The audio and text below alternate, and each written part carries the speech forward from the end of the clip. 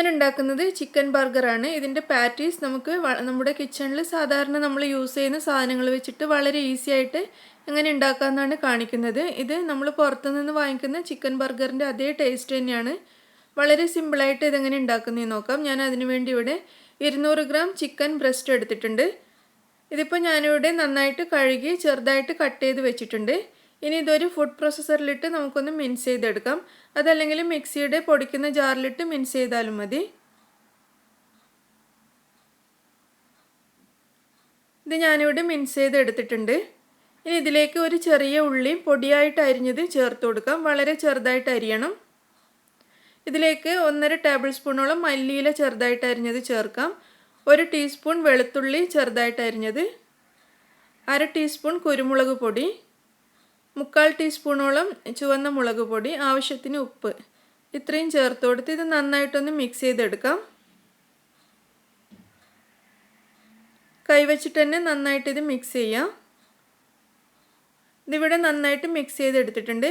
ഇനി കയ്യിൽ അല്പം എണ്ണ പുരട്ടിയിട്ട് നമുക്കിത് ചെറിയ ചെറിയ ബോൾസ് ആക്കിയിട്ടൊന്ന് റൗണ്ടിൽ പരത്തിയെടുക്കാം. ഈ പാറ്റീസിൻ്റെ വലിപ്പം നിങ്ങളുടെ ബണ്ണിൻ്റെ വലിപ്പത്തിനനുസരിച്ച് എടുത്താൽ മതി. ഞാനിപ്പോൾ ഇത് മിനി ബർഗറാണ് ഉണ്ടാക്കുന്നത്, അതുകൊണ്ടാണ് ചെറിയ ചെറിയ പാറ്റീസായിട്ട് പരത്തിയെടുക്കുന്നത്. നിങ്ങളുടെ ഇഷ്ടത്തിനനുസരിച്ച് ചെയ്യാം.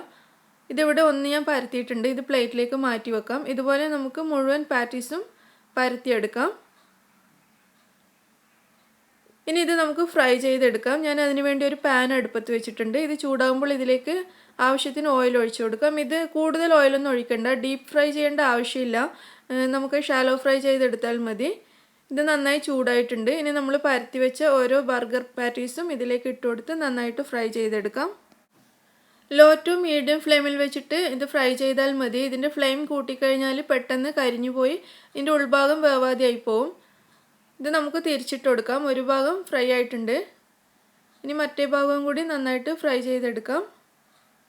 ഇതിൻ്റെ മറ്റേ വശവും നന്നായിട്ട് ഫ്രൈ ആയിട്ടുണ്ട്. ഇനി ആദ്യം നമ്മൾ തിരിച്ചിട്ട ഭാഗം അല്പം കൂടി ഒന്ന് നമുക്ക് ബ്രൗൺ കളറാക്കി എടുക്കാം. ബർഗർ പാറ്റീസ് ഇവിടെ റെഡി ആയിട്ടുണ്ട്. നമുക്കിതൊരു പ്ലേറ്റിലേക്ക് മാറ്റാം.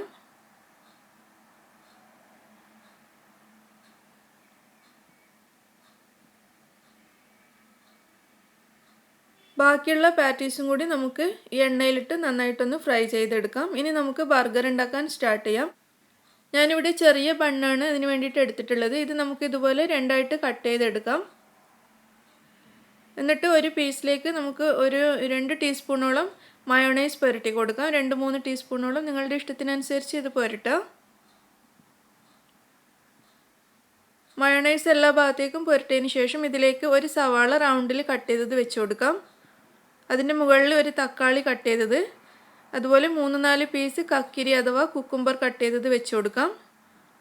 അല്പം ലെറ്റൂസിൻ്റെ ലീവ്സും വെച്ച് കൊടുക്കാം. ഇത് ലെറ്റൂസ് ഇല്ലാന്നുണ്ടെങ്കിൽ ക്യാബേജ് വെച്ചാലും മതി, ലെറ്റൂസ് തന്നെ വേണമെന്നില്ല. അതുപോലെ വെജിറ്റബിൾസ് നിങ്ങൾക്ക് വേണമെങ്കിൽ ക്യാരറ്റൊക്കെ വെച്ച് കൊടുക്കാം. ഇതിൻ്റെ മുകളിൽ നമ്മൾ ഉണ്ടാക്കി വെച്ച ബർഗർ പാറ്റീസും കൂടി വെച്ച് കൊടുക്കാം. ഇനി മറ്റേ പീസ് ബണ്ണെടുത്ത് ഇതിലേക്ക് അല്പം മസ്റ്റാർഡ് സോസ് ഒഴിച്ചു കൊടുക്കാം. അതല്ലാന്നുണ്ടെങ്കിൽ ടൊമാറ്റോ കെച്ചപ്പ് ആയാലും ഒഴിച്ചു കൊടുത്താൽ മതി. മസ്റ്റാർഡ് സോസ് നിർബന്ധമൊന്നുമില്ല. പിന്നെ നിങ്ങളുടെ കയ്യിൽ ചീസ് സ്ലൈസസ് ഉണ്ടെങ്കിൽ അതും കൂടി വെച്ച് കൊടുത്താൽ നല്ല ടേസ്റ്റ് ആയിരിക്കും. ചീസ് സ്ലൈസസോ അല്ലെങ്കിൽ ക്രീം ചീസോ ഏത് വേണമെങ്കിലും യൂസ് ചെയ്യാം. നമ്മുടെ ബർഗർ ഇവിടെ റെഡി ആയിട്ടുണ്ട്. നമുക്ക് വളരെ ഈസി ആയിട്ട് വീട്ടിലുണ്ടാക്കിയെടുക്കാൻ പറ്റുന്ന വളരെ സിമ്പിൾ ഇൻഗ്രീഡിയൻസ് ഉപയോഗിച്ചിട്ട് ഉണ്ടാക്കുന്ന നല്ല ടേസ്റ്റി ആയിട്ടുള്ള ബർഗർ പാറ്റീസാണ്. കൂടുതൽ ഓയിലൊന്നും ഇല്ലാതെ നോമ്പിനൊക്കെ കഴിക്കാൻ പറ്റിയ വളരെ ടേസ്റ്റി ആയിട്ടുള്ളൊരു ബർഗറാണ്. നിങ്ങളെല്ലാവരും ട്രൈ ചെയ്ത് നോക്കണം. നിങ്ങൾക്ക് ഇഷ്ടമാവുകയാണെങ്കിൽ ലൈക്ക് ചെയ്യാനും ഷെയർ ചെയ്യാനും മറക്കരുത്. അതുപോലെ എൻ്റെ ചാനൽ സബ്സ്ക്രൈബ് ചെയ്യാത്തവരാണെങ്കിൽ സബ്സ്ക്രൈബ് ചെയ്യാനും മറക്കരുത്. പിന്നെ നിങ്ങളുടെ അഭിപ്രായം എന്തായാലും അറിയിക്കണം. താങ്ക്